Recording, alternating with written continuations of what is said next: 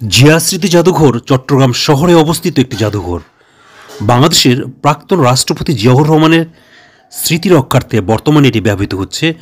1913 সালে এটি ব্রিটিশ সরকার নির্মাণ করেন। চলুন ঘুরে আসি। পূর্বে এটি চট্টগ্রাম সার্কিট হাউস হিসেবে ব্যবহৃত হতো। আপনারা ভিডিওতে জিয়া স্মৃতি জাদুঘর দেখছেন। এটি চট্টগ্রাম সদরে অবস্থিত। বর্তমান যে সার্কিট হাউস রয়েছে তার পাশেই এই মিউজিয়াম। আমরা আপনাদের আজ এই মিউজিয়ামের বিভিন্ন অংশ ঘুরিয়ে দেখাবো। মিউজিয়ামের ভিতরের অংশ তেমন দেখানো সম্ভব হয়নি, কারণ সেখানে ভিডিও ধারণ এবং ছবি তোলা নিষেধ ছিল। তাই যতটুকু সম্ভব হয়েছে ততটুকু আপনাদের দেখাবো।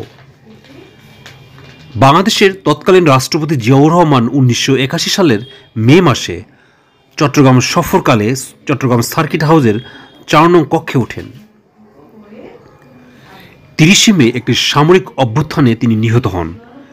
সে বছরের 3রা জুন সার্কিট হাউসকে একটি জাদুঘরে রূপান্তরের জন্য সরকারি প্রস্তাব গৃহীত হয় এবং 1993 সালের 6 সেপ্টেম্বর এর উদ্বোধন করা হয়। এখানে জিয়াউর রহমানের ব্যক্তিগত বেশ কিছু সামগ্রী সংরক্ষিত রয়েছে।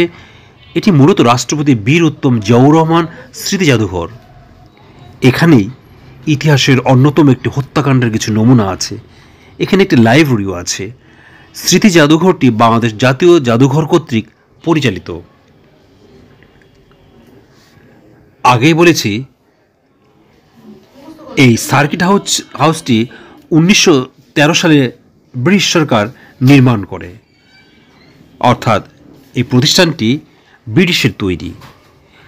এটি জিয়াউর রহমান কেন্দ্রিক স্মৃতি জাদুঘর হলেও এখানে তার ব্যক্তিগত বেশ কিছু সামগ্রী ছাড়াও মুক্তিযুদ্ধের বিভিন্ন নিদর্শন ও দুর্লভ ফটোগ্রাফ সংরক্ষিত আছে। এর মধ্যে উল্লেখযোগ্য কালুরঘাট বেতার কেন্দ্রের ট্রান্সমিটারটি, যা দিয়ে তৎকালীন পাকিস্তান সেনাবাহিনীর মেজর জিয়াউর রহমান প্রথমে পাকিস্তান সেনাবাহিনীর বিরুদ্ধে বিদ্রোহের ও পরে বঙ্গবন্ধু শেখ মুজিবুর রহমানের পক্ষে স্বাধীনতা ঘোষণা জারি করেছিলেন। জিয়া স্মৃতি জাদুঘরে মোট 17টি গ্যালারি রয়েছে। গ্যালারি 1-এ রয়েছে জিয়ার মুক্তিযুদ্ধ পূর্ববর্তী জীবন, গ্যালারি 2-তে রয়েছে স্বাধীনতার ঘোষণা, গ্যালারি 3, 4 ও 5-এ মুক্তিযুদ্ধ, গ্যালারি 6 রয়েছে সেনানায়ক জিয়া, গ্যালারি 7 ও 8 রাজনীতিবিদ জিয়া, গ্যালারি 9 রয়েছে রাষ্ট্রনায়ক জিয়া, গ্যালারি 10 স্বনির্ভর বাংলাদেশ, গ্যালারি 11 সাফ গ্যালারি 11 এবং 12 প্রকাশনায় জিয়া, গ্যালারি 13, 14, 15 বিদেশ সফরে জিয়া এবং গ্যালারি 16 শাহাদাত কক্ষ। আপনারা চট্টগ্রাম বেড়াতে গেলে অবশ্যই এই দর্শনীয় এই জাদুঘরটি ঘুরে দেখবেন। এবং শাহাদাত কক্ষ রয়েছে, যেখানে প্রাক্তন প্রেসিডেন্ট জিয়াউর রহমান মৃত্যুবরণ করেন।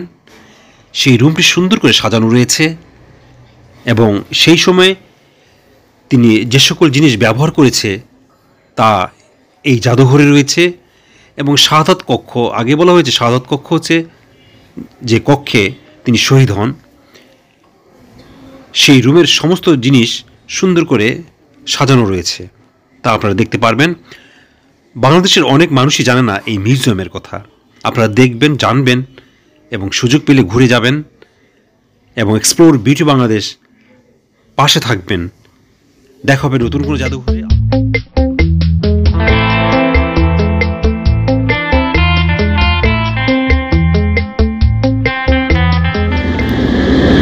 আজ আপনাদের দেখাবো চিটাগংয়ে নির্মিত 1898 সালে চট্টগ্রাম কোর্ট বিল্ডিং। আপনারা ভিডিওতে চট্টগ্রাম কোর্ট বিল্ডিং দেখছেন। লালদিঘি এলাকায় পরীর পাহাড়ে আছে ঐতিহাসিক কোর্ট বিল্ডিং।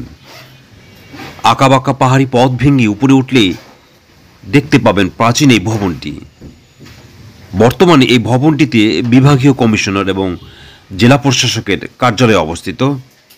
যারা চট্টগ্রাম বেড়াতে যাবেন, সদরেই রয়েছে চট্টগ্রাম পুরানো কোর্ট বিল্ডিং।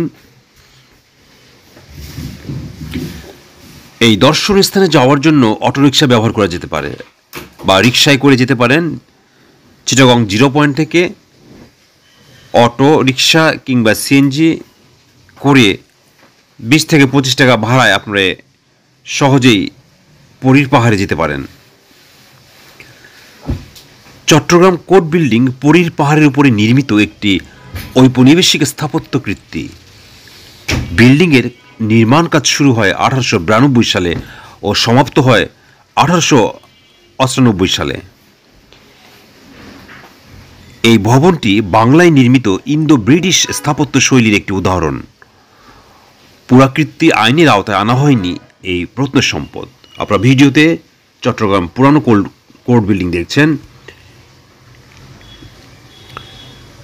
কোর্ট বিল্ডিংয়ে ইউরোপীয় ও মুঘল ঐতিহ্যের সমন্বিত ধারার লোকজ নানা অলঙ্করণ আরোপ করা হয়েছে। দালানটির ভূমি নকশায় মুঘল মসজিদ স্থাপত্যর গভীর প্রভাব পড়েছে।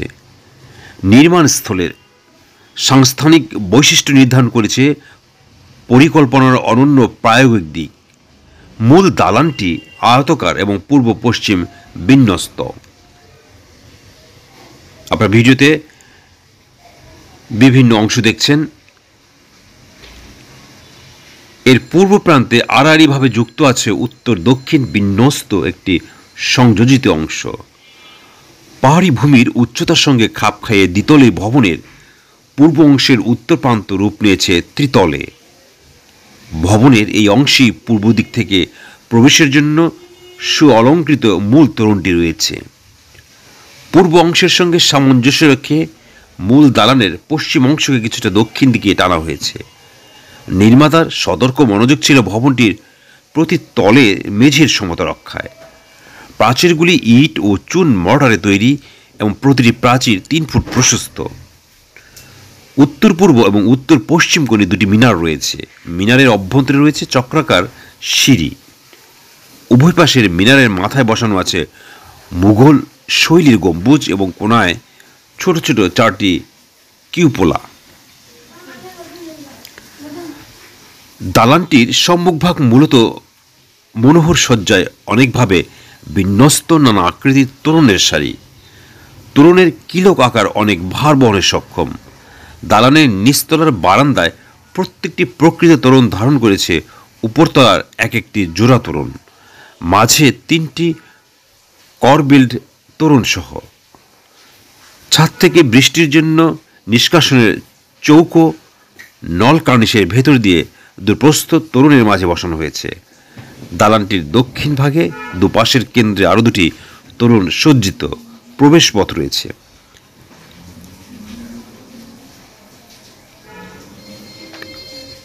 স্থাপত্যিক অলঙ্করণে পোড়ামাটির ইটের বিন্যাস মনোহরী। ভবনটিতে দেওয়ানি আদালত, ফৌজদারি আদালত এবং বিভাগীয় কমিশনার, ডেপুটি কমিশনার, জেলা ও দায়রা জজের কার্যালয় রয়েছে। ভ্রমণ পিপাসুদের জন্য এই ভবনের সন্নিহিত এলাকার অন্যতম পর্যটন আকর্ষণীয় স্থান।